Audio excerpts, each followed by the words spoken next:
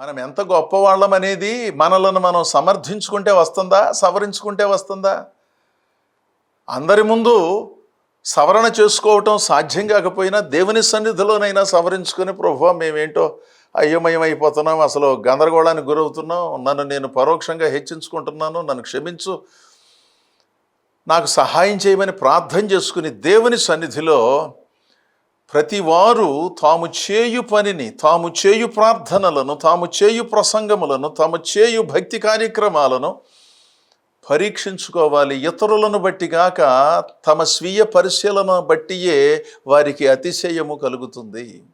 అంటే అతిశయము అంటే రెచ్చిపోవటం అని కాదు, పర్వాలేదు సంతృప్తికరమైన పద్ధతిలో ఉన్నాను అని. దేవుని ప్రజలారా, భక్తి సూత్రాలతో జరిగించడమే ప్రధానమండి. మీరు నేను అనుకున్నట్లు కాదు. సంస్థలు ఉన్నవి ఒక క్రమశిక్షణ కొరకు. సంస్థల పేర్లు వేరు, వాటిని బట్టి విభేదాలు కలిగి ఉన్నారని కూడా అన్నిసార్లు భావించనక్కర్లేదు. పాత్రలు వేరు, పదార్థం ఒకటే.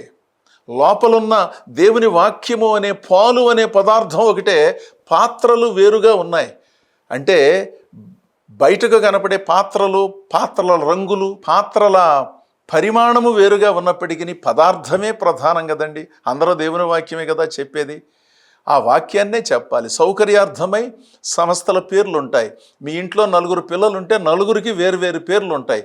అంటే వేరువేరు పేర్లు పెట్టి పిల్లలను విడగొట్టారని తల్లిదండ్రుల పైన అభియోగాన్ని మోపుతామా మనం? సౌకర్యార్థమై ఒక్కొక్కడికి ఒక్కొక్క పేరు పెట్టారు. అలాగే సంస్థల పేర్లు వేరువేరుగా ఉన్నాయి, కానీ వారు విభేదములో ఉన్నారని భావించటానికి వీల్లేదు. ఎక్కడన్నా ఒకటి ఎర్ర ఉంటే వాటిని పెద్దగా పట్టించుకోవలసిన అవసరం లేదు. మనలను మనం పరీక్షించుకుందాం.